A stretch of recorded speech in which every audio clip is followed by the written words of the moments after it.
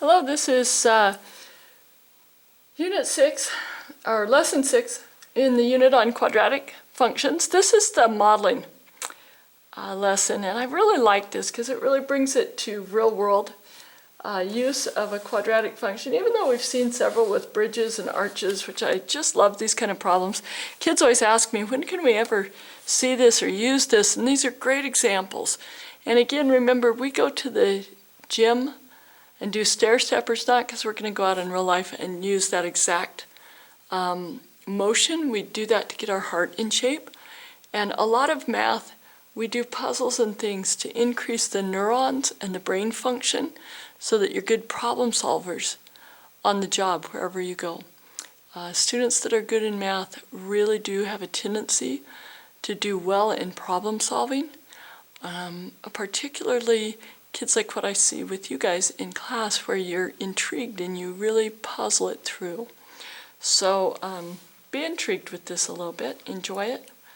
A community theater currently sells 200 season tickets at $50 each. The question is, in order to increase its season ticket revenue, the theater surveys its season ticket holders to see if they would be willing to pay more. The survey finds that every $5 increase in price of a season ticket, the theater would lose 10 season ticket holders. What action, if any, should the theater take to increase revenue? So you've got this situation here where you need to increase your revenue to cover costs probably, but as you increase your revenue, your season ticket holders drop off and you could start losing money. So there's actually a way to predict this and find what the best course of action is. So let N be the number of $5 price increases in the cost of a season ticket. Okay, so if a ticket is regularly $50 and we have a $5 increase, that would be that we're adding to it $5. But we may do that multiple times, so we're going to put in there to accommodate the number of times we would increase that price. Then it says write an expression for the number of season ticket holders after N price increases. Well, we know that the number of ticket holders is 200, but we also know with each price increase we lose 10. So every price increase we're going to lose 10. Now it says take the revenue from the season tickets and find how the sales are generated by the number of season ticket holders multiplied by the price of a season ticket. So if we have no changes at all, then we know that we have 200 season ticket holders, and we multiply by 50, and that would give us the total price that we're making at the theater.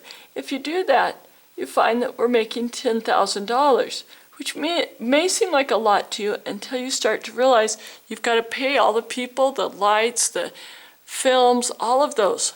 So that's not really a lot of money for a theater. So they're trying to figure out, okay, could we increase this? Well, now we could take the number of season ticket holders and we say it's 200 minus the 10N, because we're going to try to make some changes here. The price of the season ticket, we would have to say, is 50 plus 5N. This should look like a form that we've been using in the quadratic unit.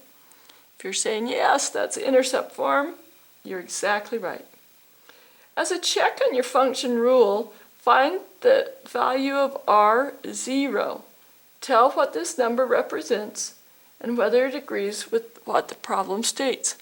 Well, R0 means that we're plugging 0 in for the N, and N was our number of price increases. So if we're not making any price increases, our number of price increases would be at 0, correct?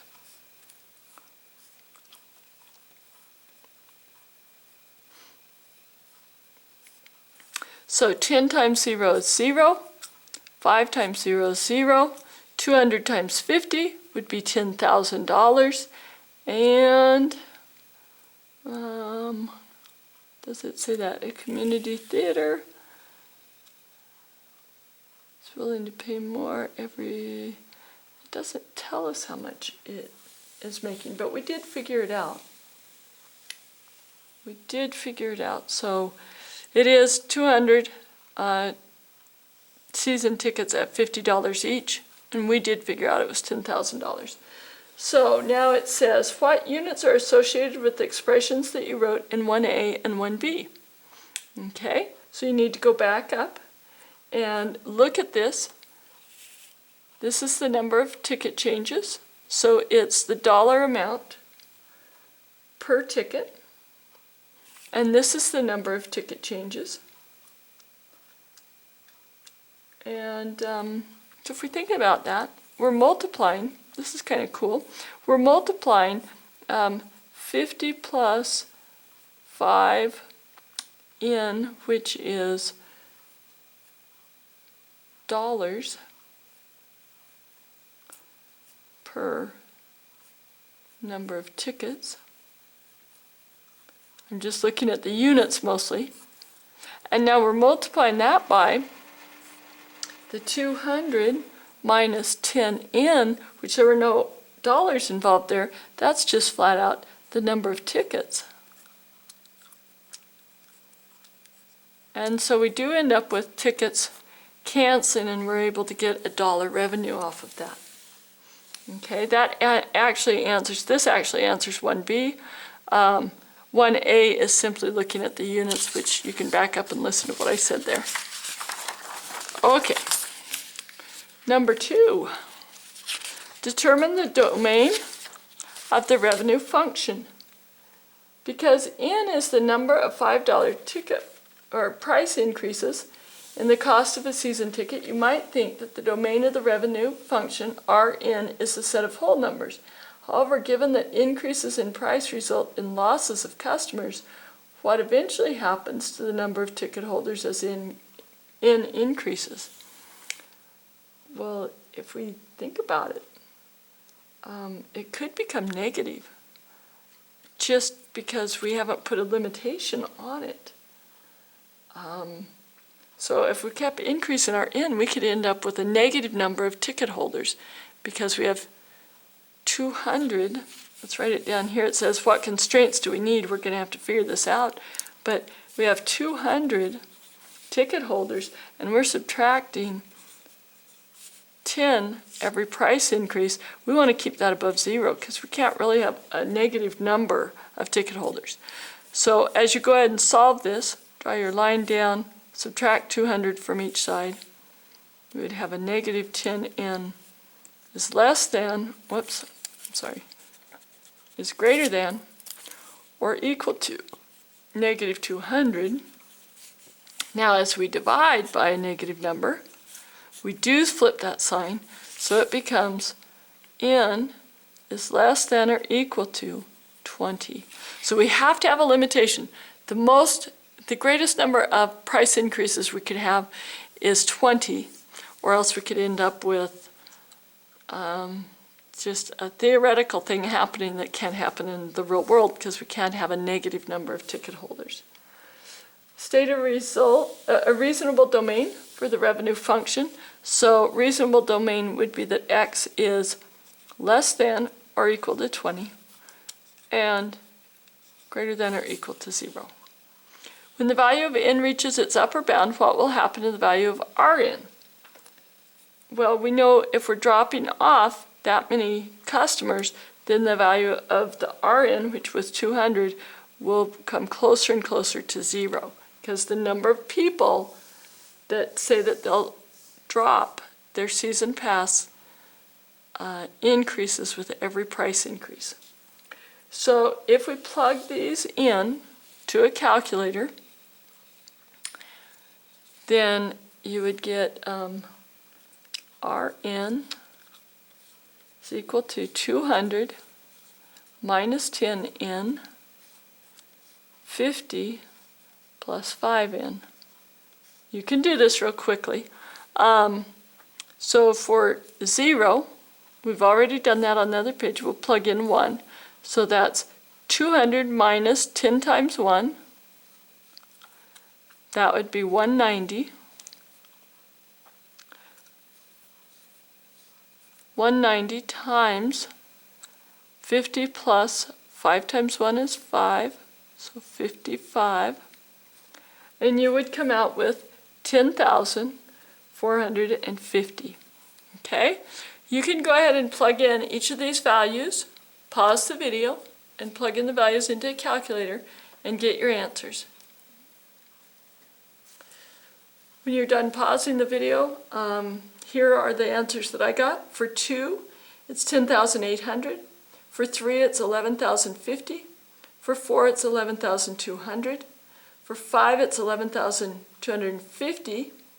For 6, it's 11,200. For 7, it's 11,050. For 8, it's 10,800. For 9, it's 10,450. For 10, it's 10,000. For 11, it's 9,450. For 12, it's 8,800. For 13, it's 8,050.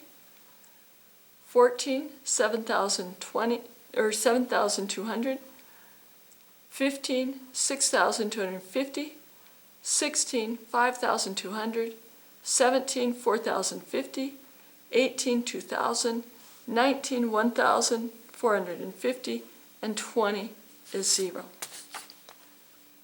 Okay, graph the revenue on the next page.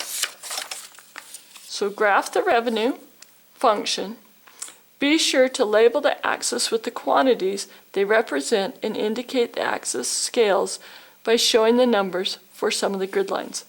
So we know that this is the number of season ticket holders, and the way that we know that is because that is our independent variable. That is our N value. So if you need to write an N here, that works. Here is 10, halfway would be 5, 15, and 20. We already discussed it would go from 0 to 20. Now this is our total revenue. This is the RN. We know that it is the dependent variable, which is always on your vertical, because it is shown in our equation as RN, meaning the N has to be inputted to get that. Okay, figuring out what our increments here are. 1, 2, 3, 4, 5, 6, 7, 8, 9, 10. Every block is 1,000, so here the second block would be 2,000. Fourth block would be 4,000. Sixth block will be 6,000. Eighth block will be 8,000. 12,000. Okay, so now you plot each of your points from this on this graph, and it makes a really nice dotted plot graph of a quadratic function. Enter the revenue function on a graphing calculator, set the viewing window to match the grid above, then graph the function. Is your graph identical to the one on the graphing calculator? If not, describe and explain the differences. Please do this when you come to class tomorrow. I know many of you don't have graphing calculators. I do. It's super important that you get used to using one. So please come to class and do that. For what values of N does Rn increase? Increase means that the graph going left to right is going up like this, and decrease means the points are going down to the right. So you should have N is greater than or equal to, N is greater than or equal to, and put the values in here of when it starts to increase. This would go in here. When it finishes increasing, would go here. And then over here on the decrease, again, the beginning of the decrease goes here, the end of the decrease goes here. Okay? At what value of N does Rn take on the maximum value? Okay? So you're going to find the maximum point up here, and you're going to give it right here, what that point is. Write a brief paragraph describing what action the theater should take to maximize revenue Include what happens to the number of season ticket holders as well as the season ticket price. So you really need to infer what this maximum point means. If you weren't in class for this lesson, please come in and see me and we'll talk about this. I want to make sure you understand what this means. Don't just go to someone, because this will be on an exam.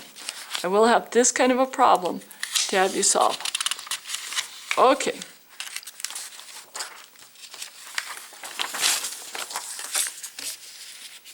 Identify the intercepts of the graph and explain what they represent in the context of generating the revenue from season ticket sales.